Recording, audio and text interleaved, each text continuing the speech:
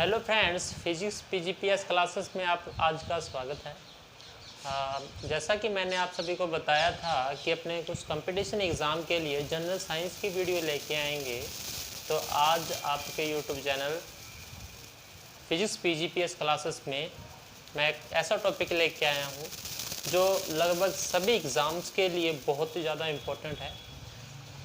ये है अपने पास प्रकाश। ये अपने पास इसको इंग्लिश में इसको बोलते हैं लाइट। लाइट एक बेसिक चीज़ है।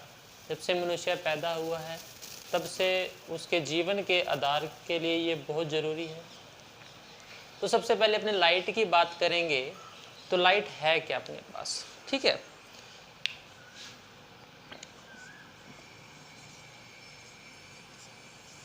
आपने बात ध्यान रखनी है। सबसे पहले अपने आप एक कॉपी ले लीजिए, क्योंकि ये बहुत ही ज़्यादा इम्पोर्टेंट वीडियो है। इसके अंदर मैं ऐसे ही पॉइंट्स करवाऊंगा जो आपके लास्ट ईयर एग्ज़ाम्स में आए हुए हैं और जो आने की संभावना होती है वही करवाया जाएगा। फालतू चीज़ कोई नहीं पढ़ाई जाएगी, ना टाइम वेस्ट किया जाएगा। लाइट, जिसको अपने क्या बोलते हैं, प्रकाश। सबसे पहले क्वेश्चन आता है अपने पास कि लाइट है क्या। तो देखिए, लाइट एक ऊर्जा का रूप है। ये क्या अपने पास एक ऊर्जा का रूप है।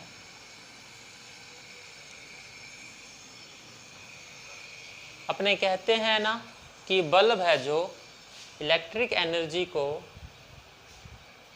लाइट एनर्जी में चेंज करता है, प्रकाशीय ऊर्जा में चेंज करता है। तो प्रकाश एक ऊर्जा ही है और ये उसी प्रकार है जिस प्रकार अन्य सभी एनर्जीज इस यूनिवर्स में उपस्थित है। लाइट एक ऊर्जा का रूप है जो अपने को देखने के लिए, दृष्टि के लिए संवेदन की तरह काम करती है, संवेदना की तरह काम करती है। देखिए, लाइट की खोज की बात करें तो लाइट की खोज कभी नहीं कह सकते भी किसने की, ना आज तक इसके बारे में कोई जानकारी है। लेकिन इसके अंदर दो पॉइंट्स जरूर आते हैं। एक आता है अपने पास विलियम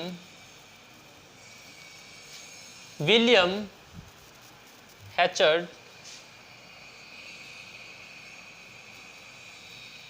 और सेकंड अपने पास आता है जॉन।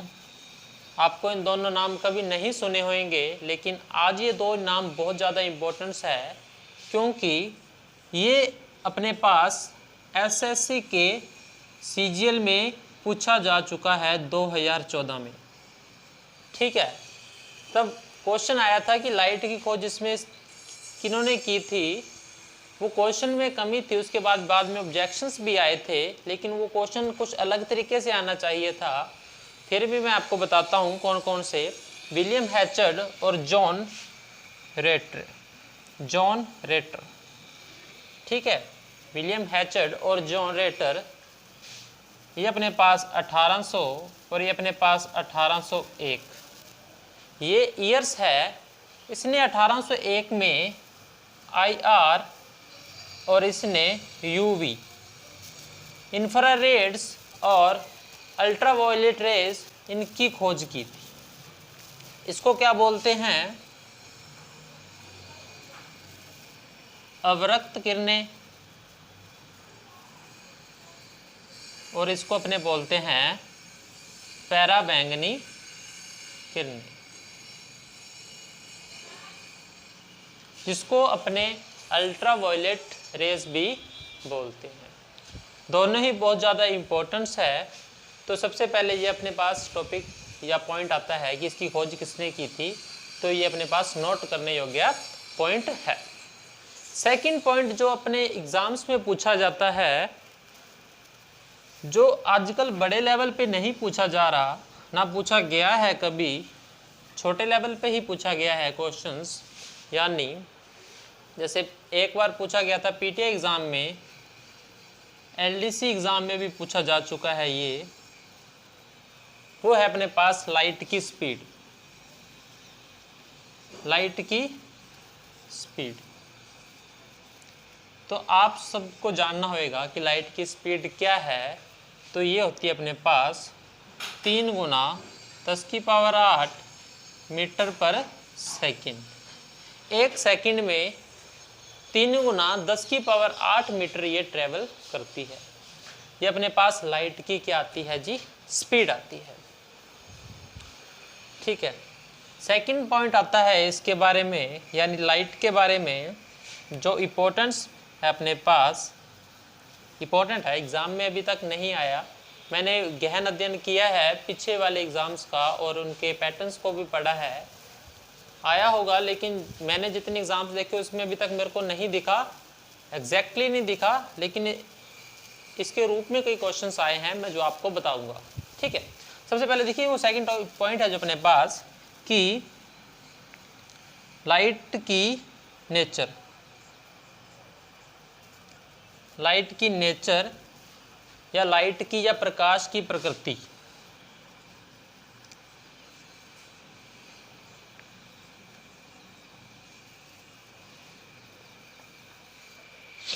देखिए प्रकाश की प्रकृति सबसे पहले किसके रूप में मानी जाती थी कि जैसे ये एक एनर्जी है तो इसको एक तरंग के रूप में माना गया। सबसे पहले इसको किस में माना गया, तरंग के रूप में। तरंग के रूप में मानने का सबसे बड़ा कारण ये था कि ये जो अपने पास लाइट है ये बिना मीडियम के भी ट्रेवल कर सकती है। कैसे, देखिए जैसे अपने को पता है कि जब वैक्यूम होता है अपने पास निर्वात, जहाँ पे कुछ भी नहीं है, जहाँ पे कुछ भी नहीं है, ऐसा स्पेस या ऐसा स्थान जहाँ पे ना तो हवा है ना कोई अन्य चीज़, ना गैस, किसी भी प्रकार की उपस्थिति ना हो, वो होता है अपने पास वैक्यूम। वैक्यूम के भी अंदर लाइट ट्रेवल करती है जिस प्रकार इलेक्ट्रोमैग्नेटिक वेव ट्रेवल करती है। इलेक्ट्रोमैग्नेटिक वेव्स, आपने बात ध्यान रखनी है, इलेक्ट्रोमैग्नेटिक वेव्स जिस प्रकार से ट्रेवल करती है उसी प्रकार से लाइट भी ट्रेवल करती है। तो इसलिए तरंग के रूप में लाइट की नेचर को माना गया। अब आप सोचोगे जो सेकंड अपने पास आती है वो अपने पास है कण, यानी जो लाइट है अपने पास एक तरंग के रूप में भी काम करती है और एक कण के रूप में भी काम करती है। कण के रूप में जो इसका बेस्ट एग्जाम्पल है वो अपने पास आता है photo electric effect. Photo electric effect,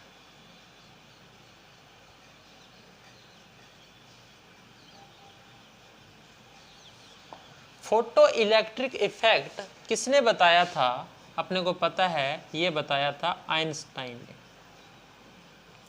ठीक है जी, आइंस्टाइन बहुत ही अच्छे वैज्ञानिक थे जिन्होंने अपने समय से बहुत आगे का सोचा और आज भी अपने उसका सोच रहे हैं। फोटो इलेक्ट्रिक इफेक्ट का यूज़ अपने सौर ऊर्जा बनाने में काम करते हैं। तो फोटो इलेक्ट्रिक इफेक्ट का जो खोज अपने पास कही तो आइंस्टाइन ने की थी और इसके द्वारा ही अपने कण की प्रकृति बोलते हैं लाइट की। ठीक है, तो फोटो इलेक्ट्रिक इफेक्ट। अब क्वेश्चन ये आता है, एक बहुत ही ज़्यादा कंफ्यूजिंग क्वेश्चन है और बच्चे इसको बहुत ज़्यादा गलत भी करते हैं कि एक बार क्वेश्चन पूछा गया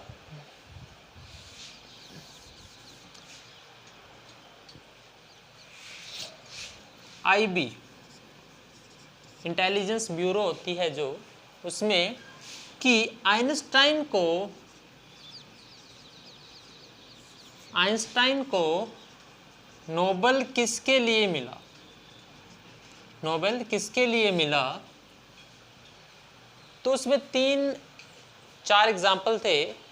एक था उसमें E=mc² यानी ऊर्जा द्रव्यमान का सूत्र, और एक था सापेक्षता का सिद्धांत, और एक था फोटो इलेक्ट्रिक इफेक्ट, और एक कोई अन्य वैज्ञानिक का उसमें दे दिया गया था। तो आइंस्टाइन के लिए सबसे इम्पोर्टेंट फॉर्मूला जो माना जाता है, जो हमेशा अपने देखते हैं, वो E=mc², E=mc²। और साइंस के बच्चे इसको भी बहुत ज़्यादा इम्पोर्टेंट मानते हैं, और 60 to 70% बच्चे इसको करके आए थे, इसको टिक करके आए थे। और कुछ जो ज़्यादा समझदार थे उन्होंने थ्योरी ऑफ रिलेटिविटी बहुत ही इम्पोर्टेंट टॉपिक्स है आइंस्टाइन के द्वारा दिए गए, इसके लिए भी जो अपने पास 20% बच्चे इसको भी, थ्योरी ऑफ रिलेटिविटी को भी टिक करके आए। और एक था अपने पास फोटो इलेक्ट्रिक इफेक्ट, जो कि बेसिक सा इफेक्ट है और बेसिक सा ही अपने पास आता है,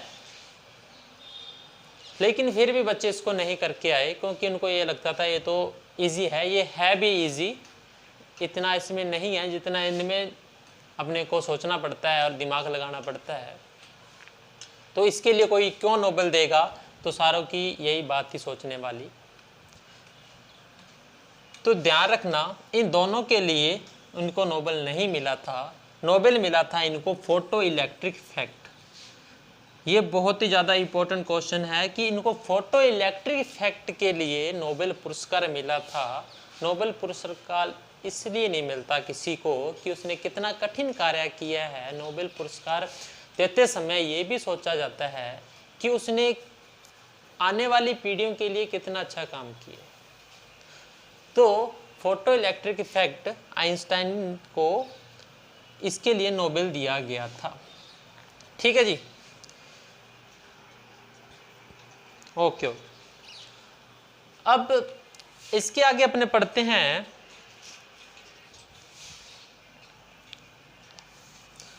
आप सभी इसको कॉपी में नोट करते जाएं साथ के साथ,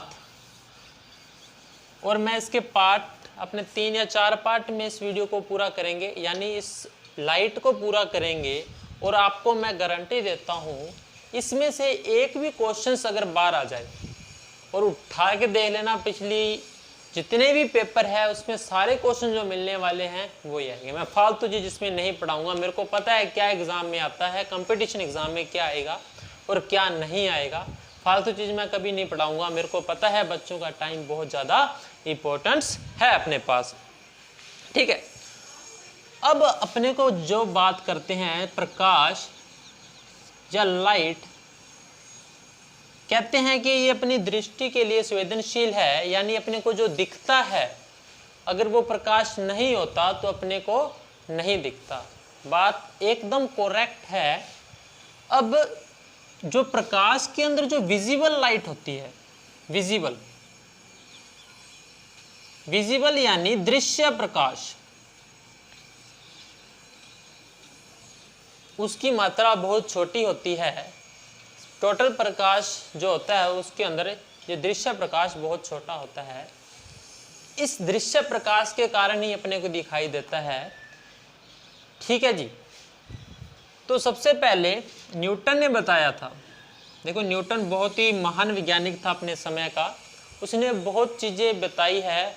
उसने ही बताया प्रकाश के बारे में, गति के नियमों के बारे में, और एक इम्पॉर्टेंट बात कि धरती गोल नहीं है, वो एक चपटी है थोड़ी सी, वो दीर्घवृत्ताकार के जैसी है, वो कुछ इस प्रकार से है, ना कि फुल पूरी स्फेरिकल में है, गोला नहीं है पूरा वो।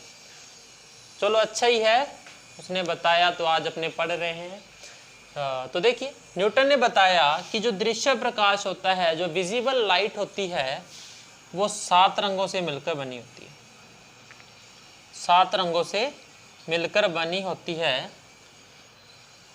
और ये 7 रंग कौन से हैं अपने पास, तो ध्यान रखना, ये कर्म, विब,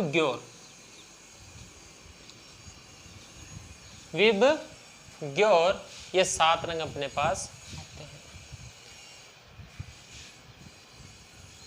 वी से मतलब है इसका वॉयलेट यानी बैंगनी। इंडिगो, आई से इंडिगो है, इसका भी मतलब बताऊंगा आपको क्या है। और बी से ब्लू, जी से ग्रीन, ऑरेंज और येलो, सॉरी पाई से येलो, ओ से ऑरेंज और आर से रेड। ठीक है जी, ये अपने पास 7 रंग होते हैं, ये न्यूटन ने बताया था, ये आपने बात ध्यान में रखनी है। अब देखिए इंद्रधनुष देखा है आपने, इंद्रधनुष, इंद्रधनुष क्या होता है? रेन और बो, बो का मतलब धनुष होता है, रेन का मतलब बारिश होता है, और बारिश के देवता अपने इंद्र देवता मानते हैं, इसलिए रेनबो को इंद्रधनुष बोला जाता है। आरएस के एग्जाम में आया था, बहुत ही अच्छा क्वेश्चन था। और क्या था वो आरएस के एग्जाम में जो क्वेश्चन आया?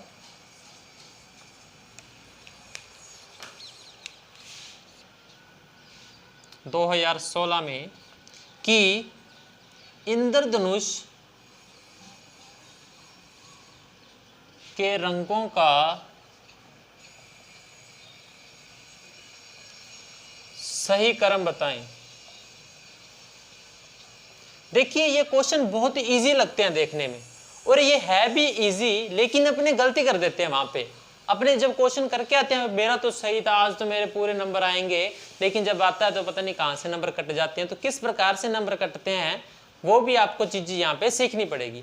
इंद्रधनुष के रंगों का सही क्रम बताइए। सबसे पहले बात आती है कि अपने इंद्रधनुष देखते हैं, उसके अंदर कितने कलर होते हैं? उसके अंदर 7 कलर्स होते हैं, 7 रंग होते हैं।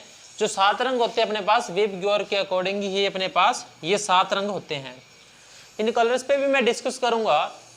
सबसे पहले ये क्वेश्चन देखिए जो बहुत ही इंपॉर्टेंट है अपने पास, कि इंद्रधनुष के रंगों का सही क्रम बताएं। तो देखिए इसके रंगों का जो सही क्रम है वो अपने पास रेड टू वॉयलेट है, रेड टू वॉयलेट है, ये हमेशा ध्यान रखना। और 90% बच्चे क्या करते हैं, विबग्योर उनको ध्यान होता है और वॉयलेट टू रेड कर देते हैं, और उनका क्वेश्चन गलत हो जाता है, उनको आता होता है। देखिए ये रेड टू वॉयलेट क्यों है? क्योंकि इंद्रधनुष अपने ऊपर होता है और सूरज अपने पास यहाँ पे होता है। तो जब प्रकीर्णन होता है, प्रकीर्णन की बात अपने बाद में करेंगे, पहले मैं एक बात बता देता हूं कि जो इंद्रधनुष अपने पास क्या है, 1 मिनट,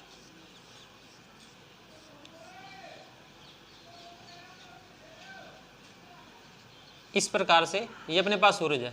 ये इंद्रधनुष बताऊंगा, आगे आके टॉपिक आएगा अपने पास, मैं उसमें पूरी तरह बताऊंगा कि ये इंद्रधनुष बनता किस प्रकार से है। और अपने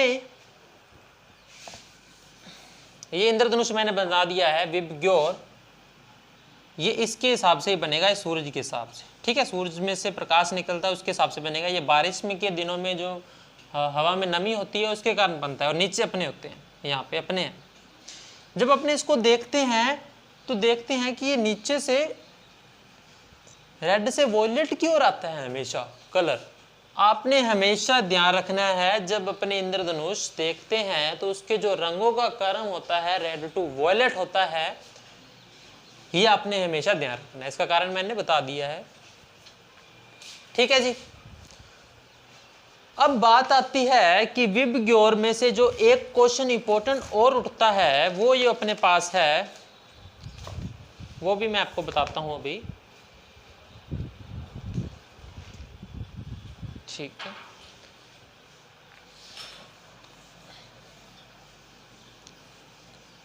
पहले मैं कलर्स के बारे में थोड़ी सी डिस्कस कर लूं, ज़्यादा नहीं, बस एक इंपॉर्टेंट सा टॉपिक है, छोटा सा ही।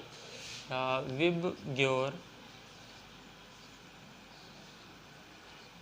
इसको बोलते हैं वॉयलेट, इसको बोलते हैं इंडिगो। ये इस इंडिगो की बात करनी है बस, मेरे को ज़्यादा और किसी की बात नहीं करनी।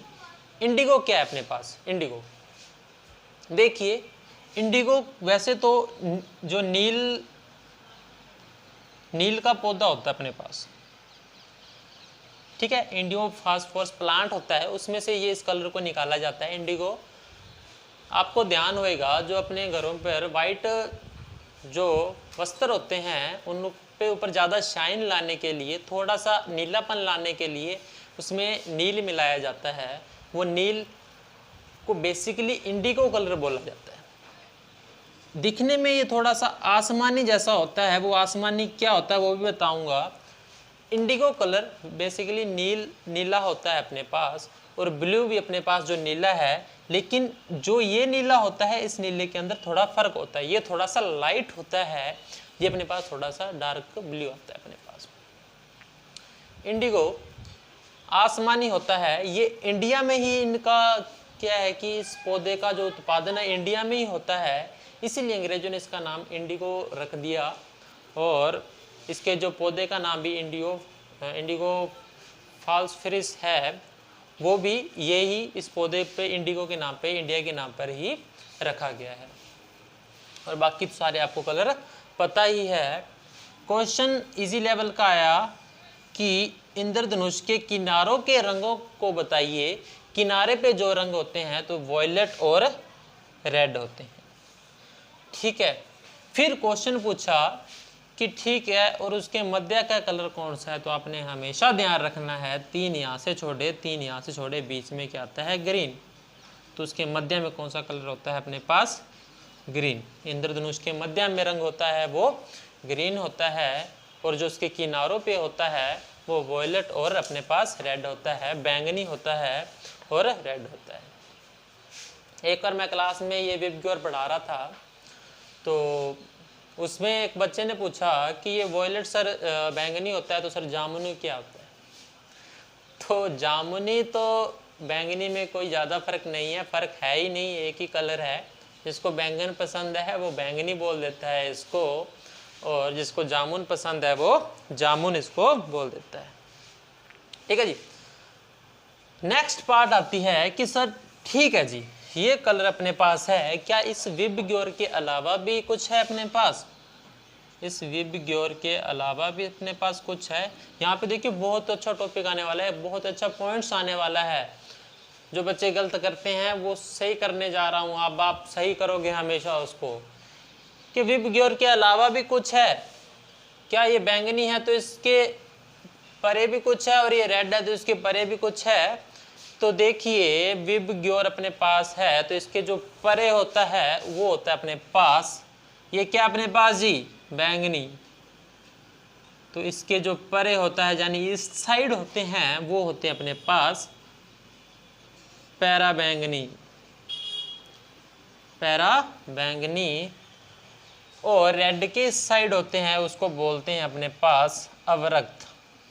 इनकी खोज के बारे में मैं अभी कर चुका हूँ बात, यानी अवरक्त होते हैं जो उसकी खोज की थी विलियम ने, और अपने पास जो पैरा बैंगनी है इसकी खोज की थी जॉन ने, ठीक है जी। पैरा बैंगनी और अवरक्त इसको अपने अल्ट्रा वॉयलेट भी बोलते हैं, शॉर्ट में इसको लिख देते हैं यूवी, और इसको बोल देते हैं IR। हमेशा बात ध्यान रखनी है, ये पैरा बैंगनी और ये अवरक्त होते हैं। इसके भी परे जो होता है वो अपने पास आता है अल्फा और गामा रेडिएशंस आते हैं अपने पास, और इसके इस साइड जो आते हैं यानी अवरक्त की उस साइड आता है वो आती है अपने पास माइक्रोवेव यानी सूक्ष्म तरंगे और रेडियो तरंगे, AM वेव्स, FM वेव्स भी आते हैं। तो बच्चे खुशी के मारे उछल पड़ते हैं कि FM वेव्स यानी गाने बजाने चलो कोई बात नहीं। आपने यहाँ पे 2 इफेक्ट के बारे में बात करनी है। देखिए अवरक्त किरणों का हमेशा जो प्रभाव होता है वो होता है अपने पास ऊष्मीय, यानी ये अवरक्त किरणें हमेशा गर्म होती है, ये हमेशा गर्मी पैदा करती है, ठीक है। और पैरा बैंगनी किरणें होती है वो हमेशा आयनीकरण करती है, आयनीकरण प्रभाव करती है। इनका जो प्रभाव होता है वो आयनीकरण होता है, और इनका जो प्रभाव होता है वो अपने पास ऊष्मीय होता है। ऊष्मीय प्रभाव के कारण, ऊष्मीय प्रभाव के कारण क्या क्या होएगा जी अपने पास? जो मेनली आजकल सारे बात करते हैं वो है ग्लोबल वार्मिंग। ग्लोबल वार्मिंग यानी ग्लोबल वार्मिंग। और सेकंड अपने पास है, वो अपने पास है green house effect. Green house effect, ये छोटे छोटे क्वेश्चन एग्जाम्स में आ चुके हैं कि बताइए ग्लोबल वार्मिंग के लिए कौन सी रेज है जो उसके लिए कारणवंश है, उसका क्या कारण होएगा, वो पूछते हैं ग्लोबल वार्मिंग के लिए। तो मेरे को नहीं पता, 80% बच्चे तो यही कहेंगे जी पैराबैंगनी किरणें हैं, जिनको नहीं पता, और ये होता भी है। आप में से भी कुछ होंगे जिनको नहीं पता था। वो ग्लोबल वार्मिंग पे ये क्वेश्चन आता कि विश्व स्तरीय जो तापमान बढ़ रहा है वो उसका कारण क्या है, तो वो कहेंगे पैराबैंगनी किरणें। लेकिन नहीं, वो तो ऊष्मीय प्रभाव के कारण होता है, और ऊष्मीय प्रभाव सिर्फ अवरक्त किरणों का होता है। पैराबैंगनी किरणों को तो आयनीकरण प्रभाव है। ठीक है, आयनीकरण के कारण अपने पास जो अपने कहते हैं कि जो अपने पास ओजोन परत है उसमें जो छेद है, ओजोन परत का में छेद तो प्रदूषण के कारण है, लेकिन उसके कारण जो छेद में से जो किरणें आ रही है वो मनुष्य पर पड़ती है, जिसकी वजह से जो मनुष्य परेशान और हैरान है वो अपने पास स्किन कैंसर। स्किन कैंसर के लिए उत्तरदायी है, और ये कई घातक बीमारियों के लिए भी पैराबैंगनी किरणें। अपनी आंखों पर भी इसका बहुत ही विषैला प्रभाव पड़ता है। अपनी आंखों में भी कारण इसकी जो देखने की क्षमता है वो बहुत कम हो जाती है। और देखते हैं आजकल अपने बच्चे कि जल्दी चश्मे लग जाते हैं। कई कारण है, फ़ोन भी चलाते हैं, लेकिन फ़ोन के आगे जो प्रकाश निकलता है उसमें फिल्टर होके नहीं निकलता। प्रकाश धरती पर आ रहा है, उसके बीच में एक ओजोन लेयर आ जाती है जो पैराबैंगनी किरणों को रोक देती है, उनको रिफ्लेक्ट कर देती है। लेकिन जो मोबाइल से निकलता है, लाइट से निकलता है, उनको रोकने के लिए बीच में कोई भी परत नहीं है। ये इतना कम है कि अपने को धीरे धीरे इसका परिणाम जल्द में इसका परिणाम नहीं प्राप्त होता, लेकिन धीरे और लंबे समय तक के प्रभाव में रहते हैं तो अपने वो प्रभावित होते हैं। ठीक है, अब सेकंड ये टॉपिक अपना यहाँ पे पूरा होता है विबग्योर के लिए, और इसका सेकंड अपने करते हैं जो टॉपिक है वो है अपने पास परावर्तन।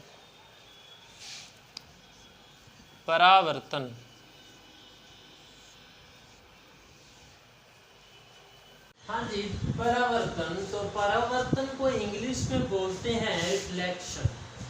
क्या बोलते हैं इसको? रिफ्लेक्शन। सिंपल बात करूंगा, कोई भी ज़्यादा नहीं घुमाने वाला मैं आपको।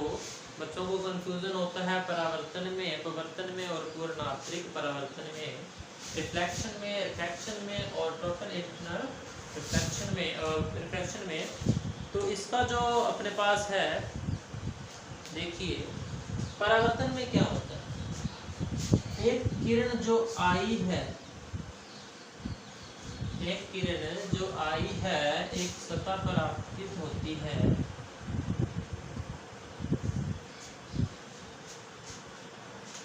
एक आई नाम की किरण आई और इस एक समतल सतह पर आपतित होती है और किसी कोण पर वो परावर्तित भी हो जाती है, यानी टकरा के पुनः उसी माध्यम में, जिस माध्यम में से वो आई थी उसी माध्यम में वापस चली जाती है। वो किरण रिफ्लेक्ट आई, इसलिए इसको बोलते हैं, यानी ये इंसिडेंट किरण थी, या हिंदी में मैं इसको बोलूं तो ये आपतित किरण है। आर यानी रिफ्लेक्शन किरण है या रिफ्लेक्टिव किरण है, या इसको बोलते हैं परावर्तित किरण। परावर्तित किरण। और इनके मध्य में जो आता है वो बहुत ही इम्पोर्टेंट चीज है, जो जिसको बोला जाता है अभिलंब। ठीक है।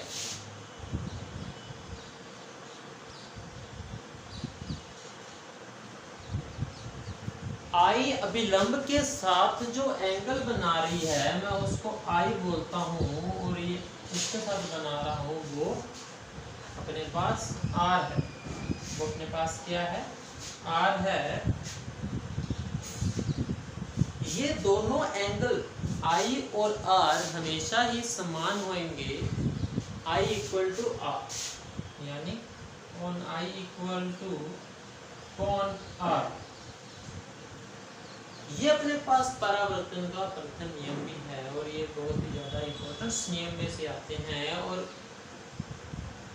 ये बात इतनी समझनी है कि कोई किरण जिस माध्यम में से आती है उसी माध्यम में वापस जाना सेम एंगल बनाती है आपतित। ये होता है अपने पास आई आपतन कोण, और वो होता है अपने पास परावर्तन कोण, परावर्तन कोण।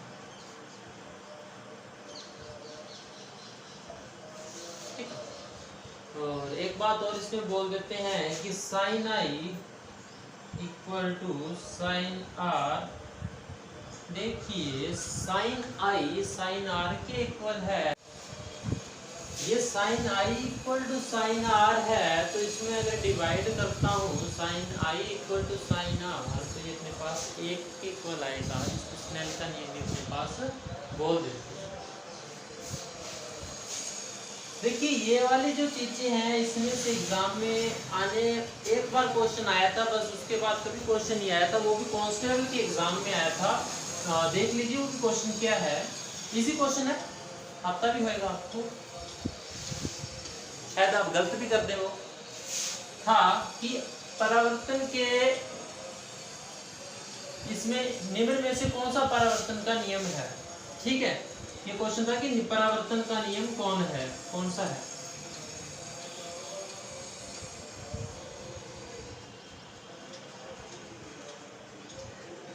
एक एग्जांपल आया था I equal to R, second आया sine I equal to sine R, और थर्ड आया अपने पास कौन सा नियम नहीं है। नहीं ऐसा नहीं आया था, वो क्वेश्चन आया था कि ये वाला नहीं था अपने पास, उसमें भी कौन सा है। 1 मिनट रुकिए, 1 मिनट रुकिए, अभी बताता हूँ क्या था वो क्वेश्चन।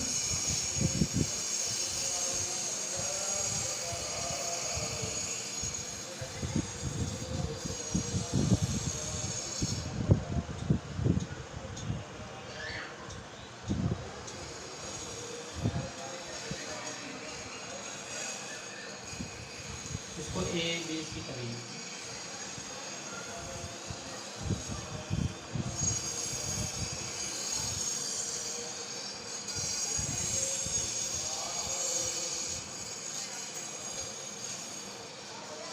क्वेश्चन आया था कि निम्न में से परावर्तन का नियम कौन सा है।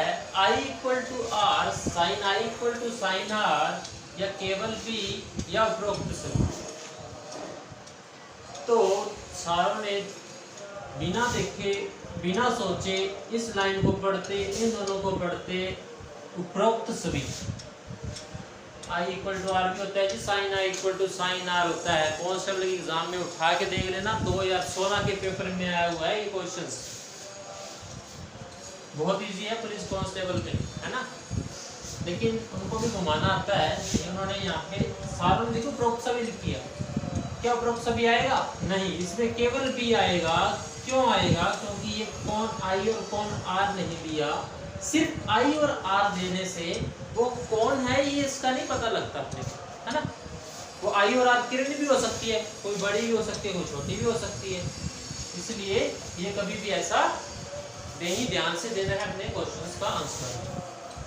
परावर्तन में जो सबसे ज्यादा पूछे जाने वाले क्वेश्चन है वो उनके दैनिक महत्व से ही होते हैं।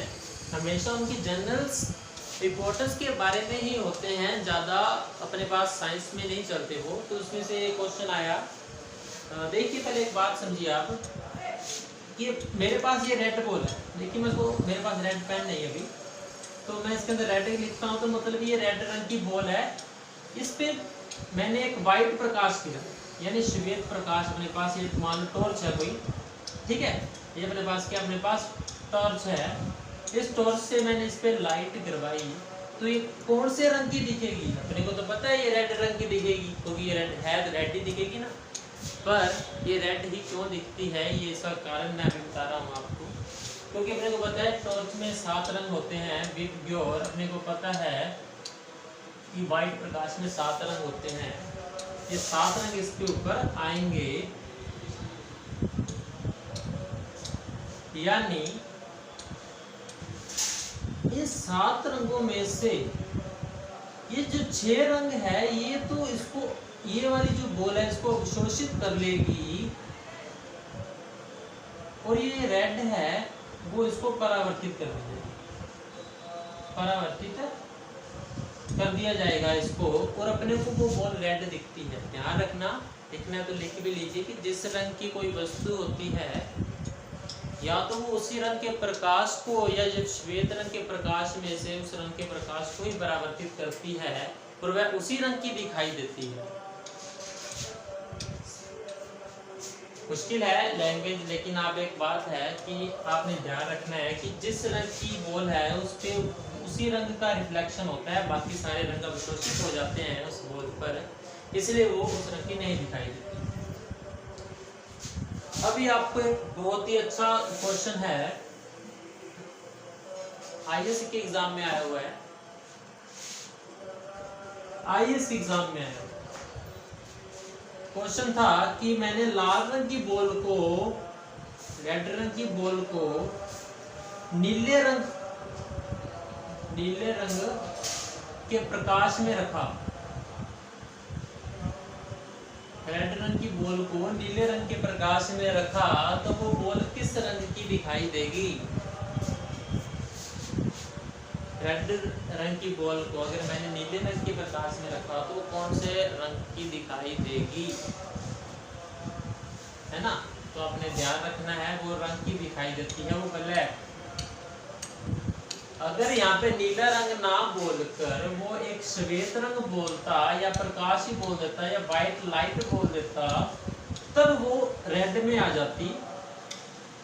इसके अलावा उसे किसी भी कलर के प्रकाश में देखा जाए तो वो हमेशा ही ब्लैक दिखाई देती है, हमेशा ही कौन सी दिखाई देगी? ब्लैक दिखाई देगी, क्योंकि उसमें से किसी भी प्रकार का रिफ्लेक्शन नहीं आएगा, अपने पास कुछ नहीं आएगा, और जहाँ पे कुछ नहीं होता वो ब्लैक। फिजिक्स की या साइंस की लैंग्वेज में ब्लैक कोई कलर नहीं है, ब्लैक कोई कलर नहीं है। ये तो ऐसी चीज जगह है जहाँ पे तो रिफ्लेक्शन नहीं हो रहा, और वहाँ पे अन्य कलर है, कोई उस कलर की अपने पास लाइट नहीं है उस पर डालने के लिए, इसका रिफ्लेक्शन हो तब भी वो ब्लैक ही दिखाई देती है। लेकिन अभी तो मान सकते हैं एक बार कि ब्लैक कलर है तो वो ब्लैक कलर की अपने पास दिखाई देगी, वो रेड रंग की। बहुत अच्छा क्वेश्चन है अपने पास। एक क्वेश्चन आता है कि वो अपने पास ग्रह क्यों चमकते हैं? ग्रह चमकने का भी कारण, ग्रह चमकते हैं ना, जो अपने पास प्लैनेट्स है, अपने पास तारे हो गए, अन्य ग्रह को देखते हैं, चांद को देखते हैं, तो रिफ्लेक्शन के कारण दिखता है। चांद को दिखता है, अभी चांद पर सूरज की लाइट पड़ती है, वहां से रिफ्लेक्ट होकर धरती की ओर आती है, और जिसकी अपनी आंख की रेटिना के अंदर कैप्चर किया जाता है, और रेटिना उसकी इमेज बनाकर अपने को चांद दिखाई देता है। तो इसलिए ग्रह चमकते हैं। हाँ, एक अच्छा क्वेश्चन आया कि कोई चीज़ ज़्यादा चमकती है और कोई चीज़ कम चमकती है, ऐसा कब होता है? कोई चीज़ कम चमकना और ज़्यादा चमकना कब होता है?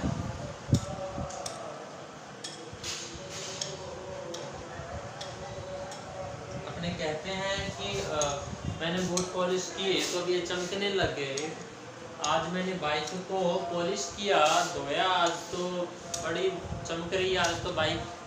ऐसा क्यों?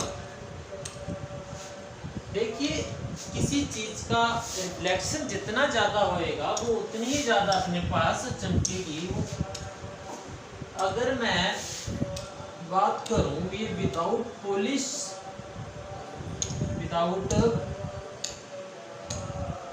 पॉलिश सरफेस है, यानी इस पे मैंने भी पॉलिश नहीं किया, तो क्या होगी? अगर मेरी आंख ये है, इसके ऊपर मैं लाइट गिराता हूँ तो ये यहाँ पे जाएगी, लेकिन कुछ लाइट्स यहाँ पे भी ट्रैवल कर जाएगी, कुछ ये वाली लाइट इधर चली जाएगी, लेकिन अपनी आंखों तक बहुत कम तो नहीं कह सकते बहुत, लेकिन कम लाइट पहुँचेगी विदाउट पॉलिश सरफेस पर। जब अपनी आंखों तक कम पहुँचती है तो अपने को वो थोड़ी सी भद्दी दिखाई देती है, यानी अच्छी नहीं दिखाई देगी। अगर यही अपने पास पॉलिश होती तो इनके अंदर पॉलिश भर जाती, पॉलिश भर जाने पर ये एक स्पाट स्टेट अपने पास बनती, या मैं कहूँ एक समतल सरफेस बनती। तब जो आँख अपनी सभी किरणें या ज़्यादातर किरणें पहले के मुकाबले पॉलिश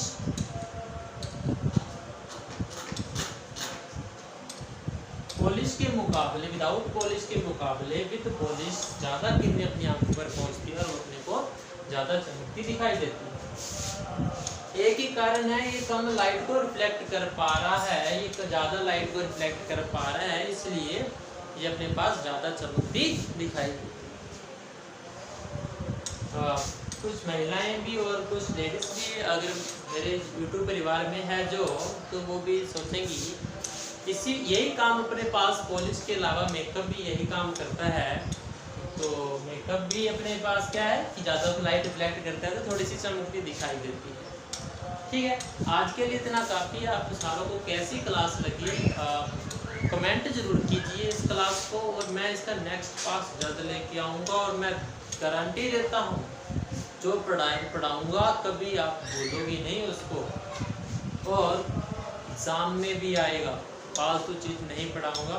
धन्यवाद, और इस YouTube परिवार के साथ जुड़े रहें। धन्यवाद।